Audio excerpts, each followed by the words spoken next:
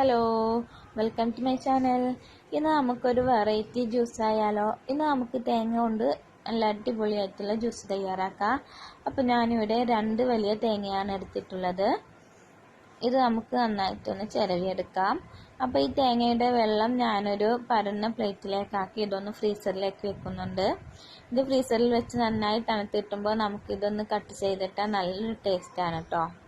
അപ്പോൾ ഞാനിവിടെ തേങ്ങ ഫുള്ളായിട്ട് ചിരവിയെടുത്തിട്ടുണ്ട്. നമുക്കിത് മിക്സിയുടെ ജാറിലേക്ക് ഇട്ട് ഒന്ന് അടിച്ചെടുക്കാം. അപ്പോൾ ഒരു 1/2 കപ്പ് വെള്ളം ഒഴിച്ചു കൊടുക്കാം. ഇത് നന്നായി അടിച്ചെടുത്തിട്ടുണ്ട്. നമുക്കിങ്ങനെ ഒരു അരിപ്പയിലേക്ക് ഇട്ടൊന്ന് അരിച്ചെടുക്കണം.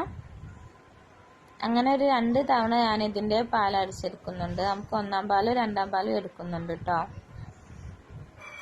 അങ്ങനെ നമുക്ക് അതിൻ്റെ വേസ്റ്റിനെ മാറ്റാം. അങ്ങനെ നമുക്ക് ഫുള്ളായിട്ട് ഞാനിങ്ങനെ പാലടിച്ചെടുത്തിട്ടുണ്ട്. ഇനി നമുക്ക് കുറച്ച് പഞ്ചസാരയിലേക്ക് ഒരു 4-5 ഏലക്ക ഇട്ട് കൊടുത്ത് ഒന്ന് പൊടിച്ചെടുക്കാം. അത് നമുക്കിതിലേക്ക് ഇട്ട് കൊടുക്കാം. ഇനി നമുക്ക് ബാക്കി മധുരത്തിന് ആവശ്യമുള്ള പഞ്ചസാര ഞാൻ ആദ്യം തന്നെ ഇട്ട് കൊടുത്തിട്ടുണ്ട് കേട്ടോ.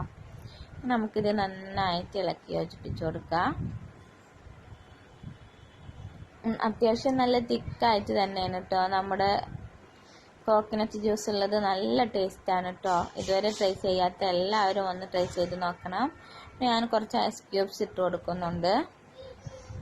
ഇതിങ്ങനെ കഴിക്കാൻ നല്ലൊരു ടേസ്റ്റാണ്.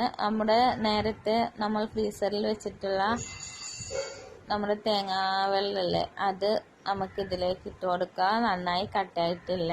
ഇവിടെ ഒന്ന് കറണ്ട് പോയിരുന്നു. അപ്പോൾ നമ്മുടെ അടിപൊളിയായിട്ടുള്ള ജ്യൂസ് ഇവിടെ റെഡി ആയിട്ടുണ്ട്. എല്ലാവരും ട്രൈ ചെയ്ത് നോക്കണം. അപ്പോൾ ഈ വീഡിയോ ഇഷ്ടമായാൽ എല്ലാവരും ലൈക്ക് ചെയ്യണം, ഷെയർ ചെയ്യണം. ഇതുവരെയും സബ്സ്ക്രൈബ് ചെയ്യാത്ത കൂട്ടുകാരുണ്ടെങ്കിൽ ഒന്ന് സബ്സ്ക്രൈബ് ചെയ്ത് സപ്പോർട്ട് ചെയ്യണേ. അടുത്തൊരു വീഡിയോയുമായി വരുന്നത് വരേക്കും